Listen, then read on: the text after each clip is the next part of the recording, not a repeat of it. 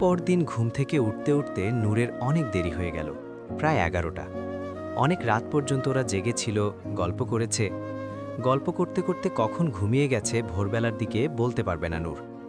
এখনও ঘুমে ঢুলু ঢুলু অবস্থা, যেন চোখ মেলে তাকাতেই পারছে না। সাদাফ ঘুম থেকে উঠে নাস্তা তৈরি করে রুমে এসে দেখল নূর এখনও চোখ খোলার চেষ্টা করছে। নূর কোনো রকমে চোখ হালকা একটু খুলে বিছানা থেকে উঠে বসল। শাড়ির অবস্থা যা তার, কোনো মতে কুচি লেগে আছে, আঁচল পড়েছিল আরেক জায়গায়।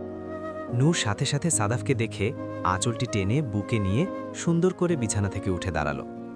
সাদাফ তাকিয়েছিল নূরের দিকে, নূরের এলোমেলো চুলের দিকে, এলোমেলো শাড়ির কুচি, সব কিছু দিকে। শাড়ির প্রত্যেকটা ভাঁজ নষ্ট হয়ে গিয়েছে সেগুলোর দিকে তাকিয়ে সাদাফ নিজেকে যেন ভাগ্যবান মনে করল। এই রকম সকাল কখনো সাদাফ দেখতে পাবে যেন আগে ভাবতেই পারত না। খালি মনে হতো যদি না হয় তখন কি হবে। মনে হতো কখনো নূরকে ঘুম থেকে উঠে সকালবেলা নিজের বুকে দেখবে, এই ভাগ্য কি সাদাফের হবে? যদি অবুঝ নূর বড় হয়ে অন্য কাউকে ভালোবেসে ফেলে, এই ভয়ে ছোটবেলায় বিয়েও করে ফেলল। যদিও নূর এখনো জানে না ছোটবেলার বিয়ের কথা, কিন্তু যদি নূর বড় হয়ে রাজি না হতো তাহলে কি করত সাদাফ?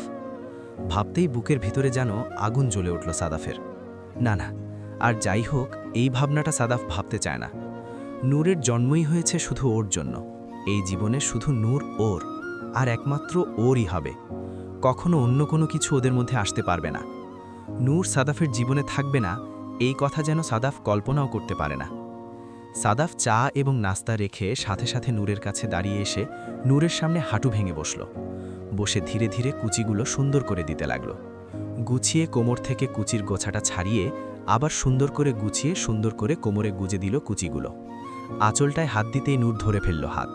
বলল, কি করছেন সকাল সকাল? সাদাফ বলল, চুপ করে দাঁড়িয়ে থাক, দিনভর শুধু বাজে চিন্তা, আর যা পারিস না তা করতে যাস কেন? শাড়ি আঁচলটা নিয়ে সুন্দর করে ভাঁজ করে আবার নূরের বুকে দিয়ে দিল। তারপর বলল, এবার ঠিক আছে, তোর এই শাড়ি পরার জন্য হলেও জীবনে আমাকে দরকার, কারণ আমি না থাকলে ঠিকঠাক মতো শাড়ি গুছিয়ে রাখতে পারবি না। কে ঘুরবে তোর পেছনে পেছনে? শাড়ির কুচি ঠিক করে দাও, বুকের আঁচল ঠিক করে দাও। ঠিক করে দেওয়ার জন্য এগুলো এলোমেলো আপনি করেছেন, ভুলে যাবেন না। আর সকালে ঘুম থেকে উঠেই যখন দেখেছেন আমার শাড়ি বুকের আঁচলের এরকম বেহাল অবস্থা, তখন কেন ঠিক করে দিয়ে যাননি? ফট করে নূর কথাটি বলে ফেলল। হ্যাঁ, এলোমেলো করার জন্য আমাকে দরকার, এগুলো গুছিয়ে দিতেও আমাকে দরকার। আর হ্যাঁ, সকালবেলা ঘুম থেকে উঠেই যখন তোকে আমি এইভাবে দেখেছি, শাড়ি কুচিগুলো খুলে আছে, এখানে পড়ে আছে, বুকের আঁচলটা আরেক সাইডে পড়ে আছে, আমার দেখে খুব ভালো লাগতেছিল, সেজন্য তোকে আমি ঠিক করে দিয়ে যাইনি। আমি বারবার এসেছি, তোকে এইভাবে দেখেছি, দেখে আমার ভেতরে কাজ করার জন্য উদ্দীপনা সৃষ্টি হয়েছে। সেই উদ্দীপনা নিয়ে আমি আবার রান্নাঘরে কাজ করতে গিয়েছি। হয়েছে, খুশি এবার? হাসতে হাসতে কথাগুলো বলল সাদাফ। নূর বলল, ছি, আপনার মাথায় শুধু বাজে চিন্তা, বলে ওয়াশরুমের দিকে গেল নূর। সাদাফ এক দৃষ্টিতে তাকিয়ে রইল নূরের দিকে। দেখতে দেখতে নূর কেমন যেন একটু বড় হয়ে গেছে, এখন উল্টো অনেক কথা বলে। আগে তো শুধু ভয়ে কাঁচুমাচু হয়ে থাকত, এটাই হয়তো বিয়ের প্রভাব। এখন মুখে মুখে তর্ক করে নূর। 10 মিনিটের মধ্যে ফ্রেশ হয়ে বের হলো নূর। দুজন মিলে নাস্তা করতে বসল। সাদাফ বলল, আজকে বিকালে চলে যাবি। শুনেই নূর তাকালো সাদাফের দিকে। সাদাফের মন খারাপ, নূরেরও মনটা খারাপ হয়ে গেল। হ্যাঁ, বিকালে চলে যাবে। এইভাবে আর হয়তো দুষ্টু মিষ্টি সংসার করা যাবে না। বাবা না থাকলে হয়তো দেখা হবে, বাহিরে গিয়ে চুপে চুপে, কিন্তু দুজনের মধ্যে ঝগড়াঝাটি বুইট না হওয়া পর্যন্ত একসাথে থাকতে পারবে না। নূরের মন খারাপ দেখে সাদাফ বলল, মন খারাপ করতে হবে না, আমি আমার বেগম নূরজাহানকে ঠিকই কোনো না কোনো বাহানায় নিয়ে আসব আমার কাছে। নূর চোখ তুলে তাকালো সাদাফের দিকে। নূর জানে নিয়ে আসবে, কিন্তু এভাবে তো আর একসাথে থাকা হবে না, দুষ্টু মিষ্টি সংসার হবে না। যদি সবকিছু ঠিক হয়ে যায় বাবাদের সাথে, সাদাফ ভাইয়ার সাথে, তাহলে সাদাফ ভাইয়া ওই বাড়িতে চলে আসবে। কিন্তু এই বাড়ির এই স্মৃতিগুলো অনেক মিস করবে নূর, কারণ ওই বাড়িতে কখনোই আর দুজন এইভাবে, এই বাড়িতে যেমন এলোমেলোভাবে থেকেছে সেরকম করে থাকা হবে না। কখনোই সাদাফ ভাইয়া ওই বাড়িতে এই বাড়ির মতো রান্না করে সকাল বিকাল খাওয়াবে না। শুধুমাত্র নূরের থাকবে না, সেখানে আরও অনেক মানুষ থাকবে। সাদাফ ভাই সকাল 9টা থেকে 5টা অফিস থাকবে। নূরের সারাদিন সাদাফের জন্য অপেক্ষায় থাকবে। সন্ধ্যায় যখন সাদাফ ভাই অফিস থেকে ফিরবে, নূর সাদাফ ভাইকে কফি দিবে।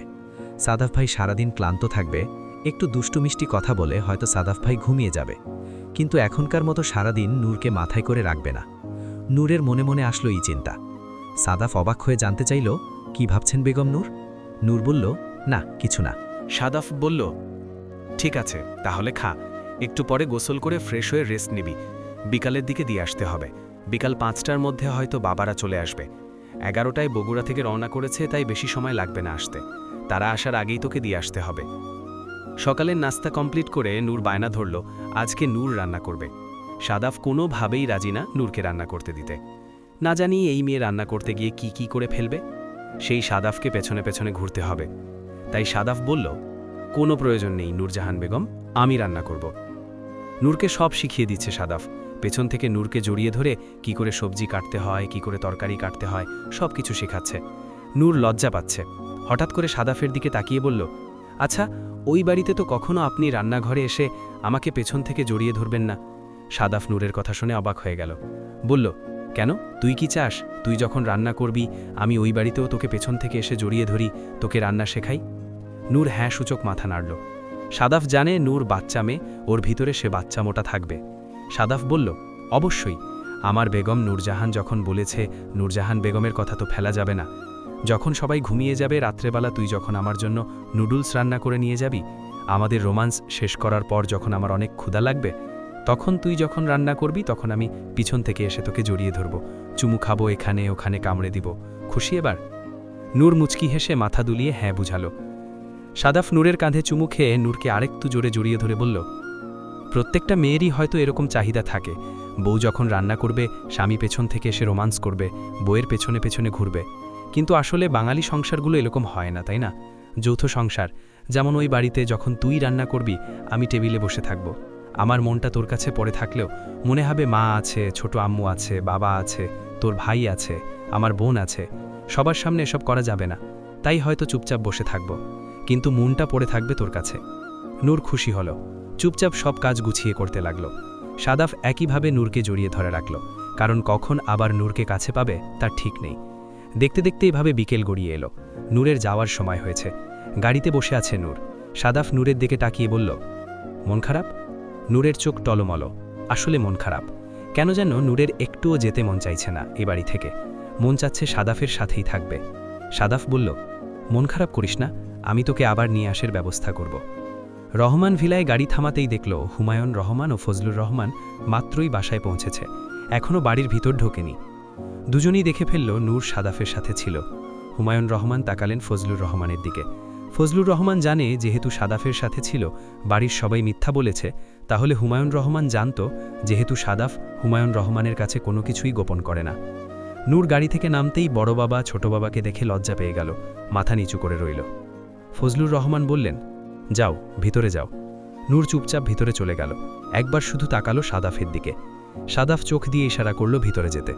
নূর ভিতরে চলে গেল, সাথে সাথে গেল ফজলুর রহমানের রুমের দিকে। বাবা এক তো দেখে ফেলেছে সাদাফের সাথে ছিল, দ্বিতীয় যদি জানতে পারে ঠিকঠাক মতো ওষুধ খায়নি, রেগুলার ওষুধগুলো, তাহলে রাগ করবে।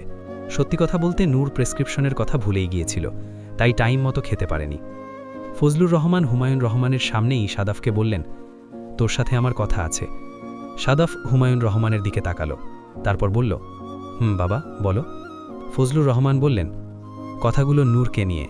যদি তোর শুনে মনে হয় সবকিছু ঠিক আছে, তাহলে আমার তোদের সম্পর্ক মেনে নিতে কোনো সমস্যা নেই। কিন্তু যদি মনে হয় না, নূরের কথাগুলো শুনে তোর একটু অন্যরকম লাগছে, মনের কোথাও খটকা লাগছে, তাহলে আজকে এই মুহূর্তে থেকে তুই নূরকে ভুলে যাবি। সাদাফ অবাক হলো, বলল, দ্বিতীয় অপশানের কথা চিন্তা করে লাভ নেই। ভুলে যাব সেটা দুনিয়া উল্টে গেলেও সম্ভব নয়। তবে কি বলতে চাও সেটা বলতে পারো। যদি বিষয়টা নূরের সম্পর্কে হয়, জানার অধিকার সবার আগে আমার। এগুলো মুখ ফুটে বললেও সাদাফের বুকের ভিতর কেমন যেন আনচান করছে। এমন কি কথা যে নূরকে ভুলে যাওয়ার পর্যন্ত কথা বলেছে ছোট আব্বু? নিশ্চয়ই বড় ধরনের কোনো কথা হতে পারে। এদিকে নূর ফজলুর রহমানের রুমে এসে ব্যাগ থেকে একটি ফাইল বের করল, যেখানে প্রেসক্রিপশন আছে। প্রেসক্রিপশনটি হাতে নিয়ে হঠাৎ মনে পড়ল ফাইলটা একটু দেখতে। নূর কিছুই জানে না আসলে কি হয়েছিল ওর, তাই রিপোর্টগুলোর গুগল লেন্স দিয়ে ছবি তুলল। ছবি তুলে গুগলে যখন দিল, তখন রোগের বিশদ বিবরণ যখন লেখা উঠল, নূরের হাত থেকে ফাইলটি পড়ে গেল।